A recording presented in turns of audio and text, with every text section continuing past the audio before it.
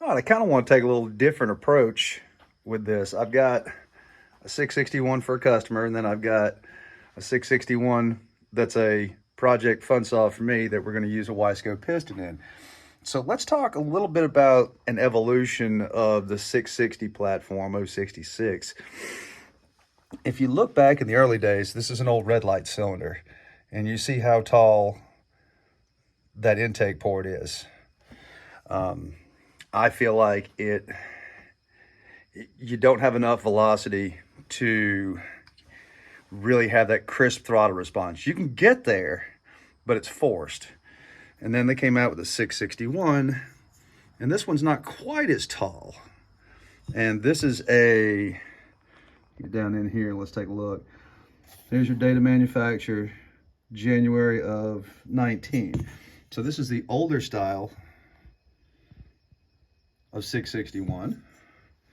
It's one of the slight changes that they made. And here's a brand new jug. And see how that intake port height is significantly smaller, shorter. So you're gonna get better throttle response. There's old school. All right, so on these, I used to have to, if you take too much off the base, then you're gonna have to epoxy up the intake to keep that exhaust port from being too low. I don't believe that's going to be the case here, and the velocity is going to be there. So I'm looking forward to that. Now, let's geek out on some performance piston. Here, let me turn this on, and I'll show you something interesting.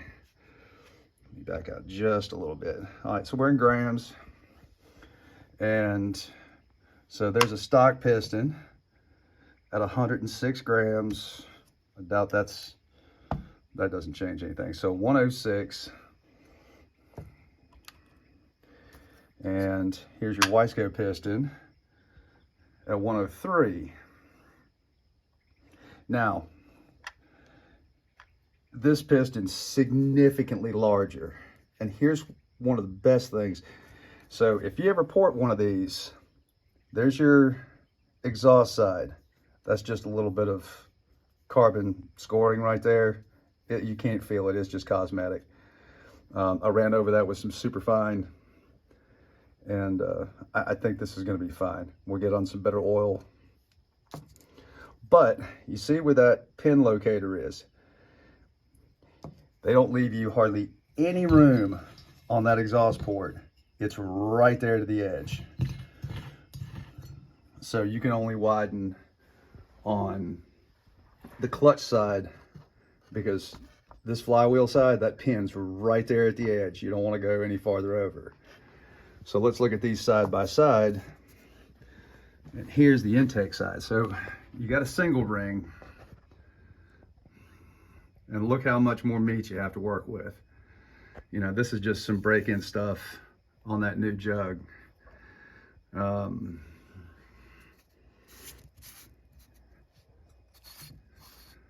All the support you get, very stable on here. Single ring.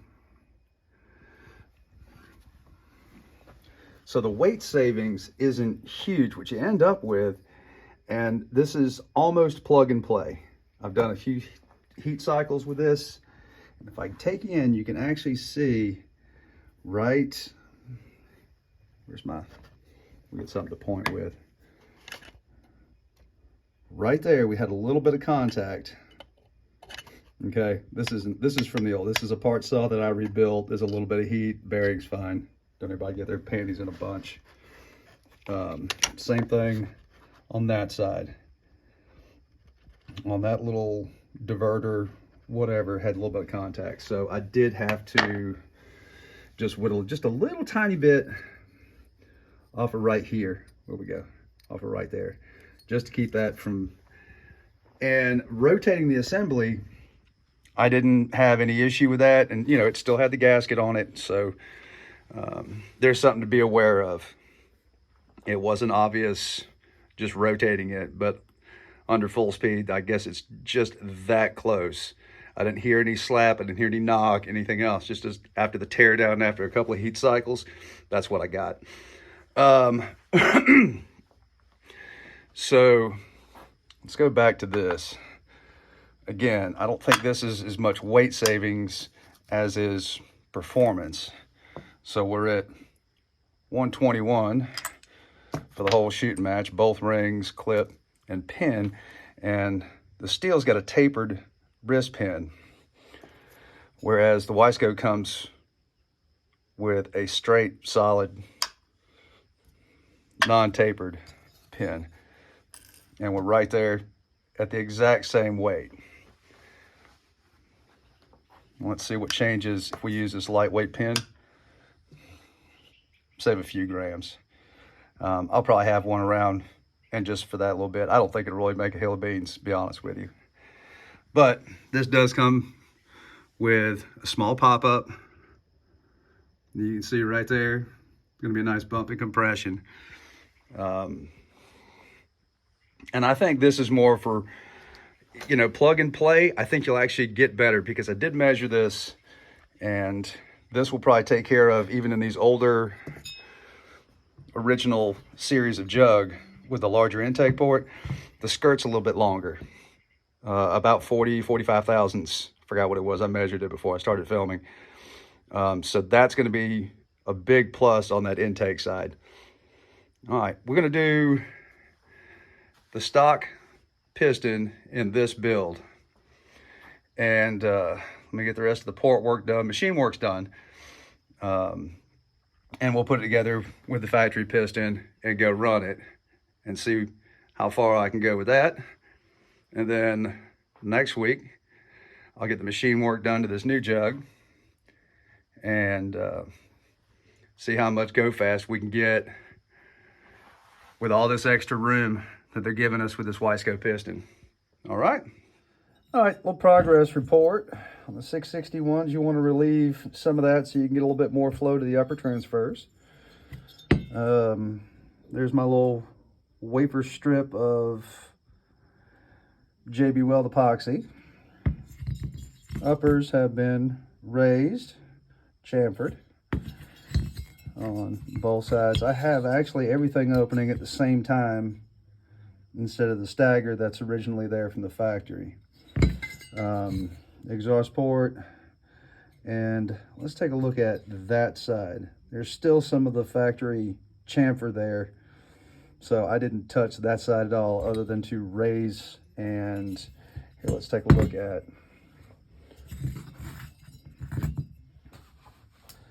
the exhaust port.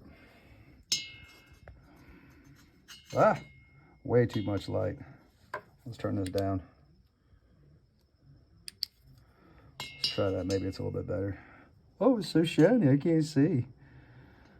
So that's where we're at. Whoops, there we go again. Well, I wish I could. Yeah, that kind of helps. So just raise the edges a little bit, enough to break through the plating up there, but not anymore. And I haven't polished this at all. That's just plain old grinding right there. I'll usually throw a little bit of Scotch-Brite in there just to polish it up just a little bit. I don't really think it matters, but you know, it's style points for whatever it's worth. All right, I think we're there. Let's put this rascal together and go run it.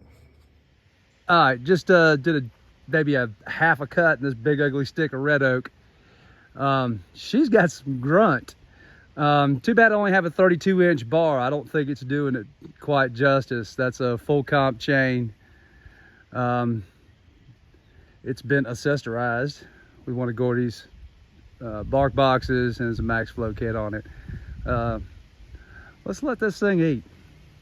Tell me what y'all think.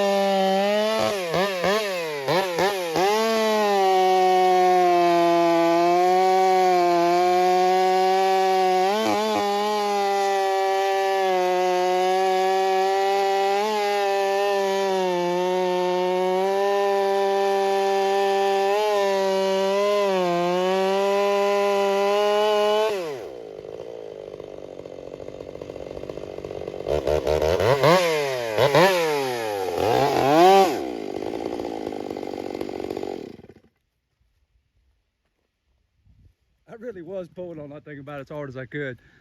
There's no stopping it. She's a freight train. I got another little stick of wood over there. Let's see if she'll noodle. Right, noodling a little bit of red oak.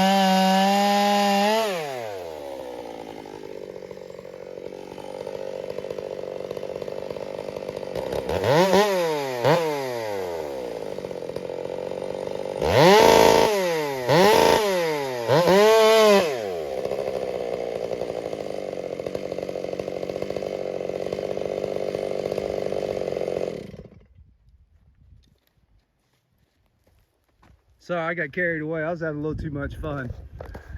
Y'all notice right there how fast that thing hit the rev limiter? She's spicy. Anyway, thanks for following along. If you found this entertaining, throw me a like, subscribe if you haven't, and we'll see you on the next one.